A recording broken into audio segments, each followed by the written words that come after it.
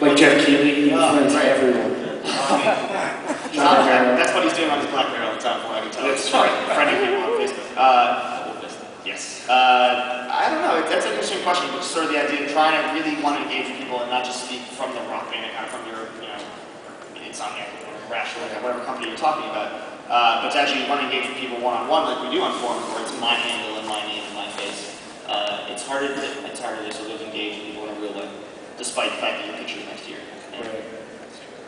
Have you guys ran into any problems where an employee in the studio says something on Facebook that is probably not the most appropriate? About your product or about your... Because people forget that like their personal Facebook that's linked to, like that we mentioned them one time in a rocket post and 1,000 people went and followed them on Facebook or Twitter.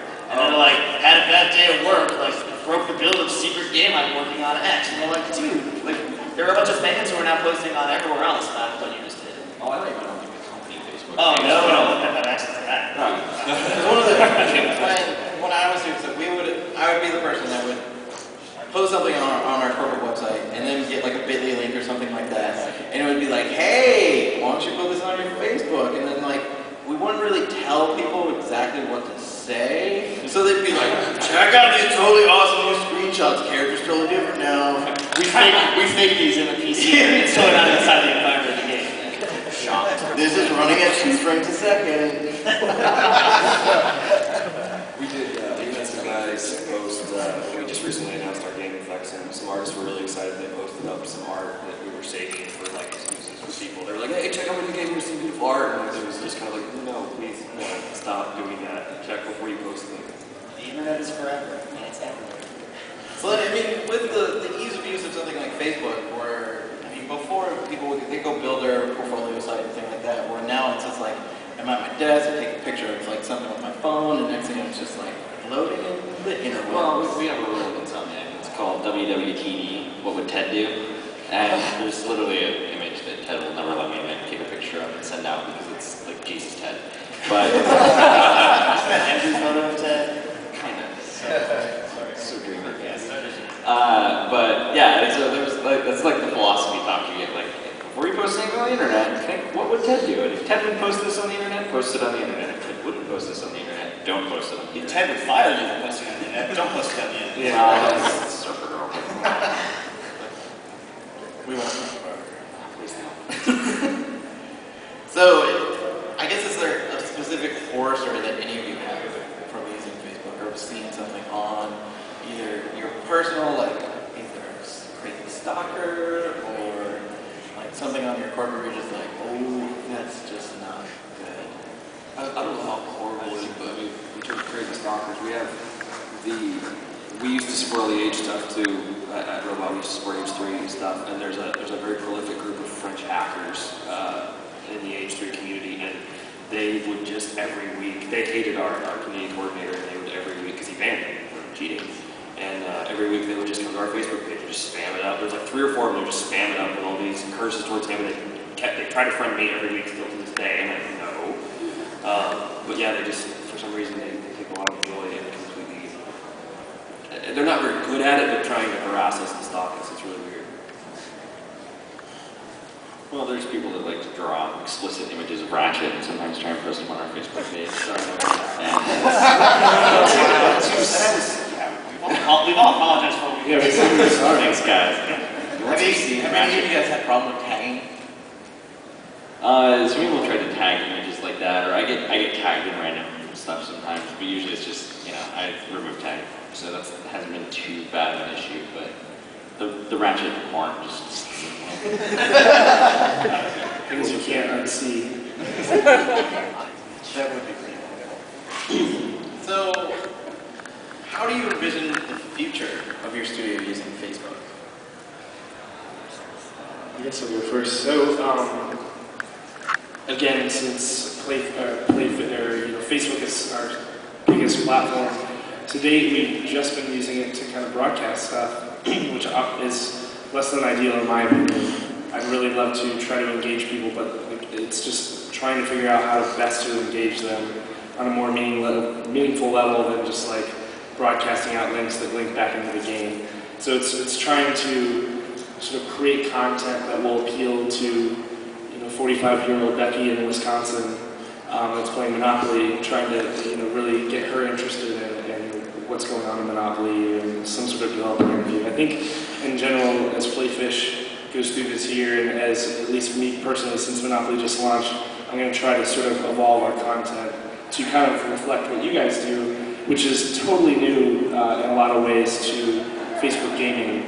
We're kind of, I think I've said this before to these guys, where a lot of things come easy to us in terms of likes. I get 10,000 likes by the time I wake up in the morning, and that's super easy for me, but it's really hard to find ways to engage with them, where you guys engage really well, but it might be harder to get that, build up that audience. Should we go in order? Yeah. Okay. Go for it. I'm lost at the same time. But, Happens. It does. So dreamy. My biggest hope is that we can actually get some useful information, and I would love a way to, within an account, actually separate out people who are interested in one thing versus another thing in the context of a game. Like, our game worlds are sort of semi-casual. They're not casual games, and they're not purely social games as some sort of Facebook platform games are. But they do have a hardcore element to it. And our gamers and our people who just like to play Rock Band with their kids on Saturday just want different things, and they want different information, they want different access. And almost to the point where they don't care about stuff we give to other people. So we actually hit 1 million fans and asked our fans, what do you want? For 1 million fans, like, it snuck up on us. You guys just like suddenly, 40,000 people followed us over the course of a week, and we cracked the barrier. We thought it would take another couple months. And we said, we can't, and everyone was just yelling, give us free DLC. And it's like, well, we can't give 1 million of you free DLC. That's crazy.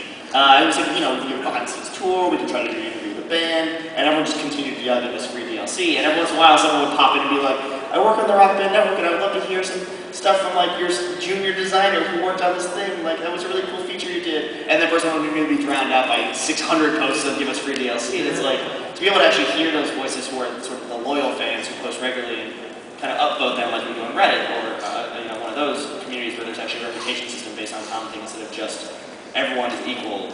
Although I get the egalitarian nature of saying I want everyone to be able to chime in and sort of join in this mosh pit of terrible yelling about Muse DLC. Seriously, when are you going to have Muse? Seriously, I'm going to punch you in the face. I'm just using my response. So I don't know, I'd like some more stuff like that, but I think we sort of have to stay the course. We're a console game company, we make console games, and I think that the farther we go into crazy Facebook marketing land and don't just use it as a destination for people who like our games, the more we dilute our power with the fans to sort of speak authentically. Authenticity. Yeah, watchword. Yes. I wish this panel was tomorrow night, but I think there's going to be a lot of stuff that will be interesting, and I'm excited to see where it goes. We've been using it a lot more recently. I think we sort of found our way within. I think there was a while where we didn't really know exactly what to do with Facebook, and we kind of posted stuff on it. We didn't really see how useful it was, but they've developed a lot of tools. It's gotten a lot more useful. Yeah. There's a lot of analytics and data that really kind of tells us how we're doing, and like being able to see those things and help influence that, and seeing stuff that's working well. We also had this like year where we had nothing to talk about. Right. It was impossible and the worst thing ever for a community manager because you're just like twiddling your thumb. You didn't do anything for a whole year, so that was nice. That was pretty good. Actually, Yeah. Cash your check, took a nap. Podcasts, went to the office at 10, left at 5. It was amazing. So now that we have 2 games and we've got in our multi-platform game at the EA next year, there's a lot of interesting stuff that's happening around our studio, and we're planning a lot of really cool new stuff on Facebook that we can't talk about just. For what it's worth, during the Q&A portion, I would like everyone to try to guess what he's talking about for what the weird, secret, irrational Facebook project is. Let's just see if we can figure it out. Irrational, what did I say? You said irrational. No, I said Insomniac. We said irrational. Not irrational on the brain. I missed the match. They're both IGs. It's really It's hard. Diversified. Some guy on Twitter tried to ask Insomniac and IG Ken Levine a question on Twitter. I was like, I think you have the wrong IG for Ken there. He's like, no. So, chime in if you think it's going to be a ratchet. Oh, head down. That'd be awesome. I thought I'd just add that you made a good point, and then Justin, that Facebook Insights is really interesting. Because you can look in, and again, since it's Facebook,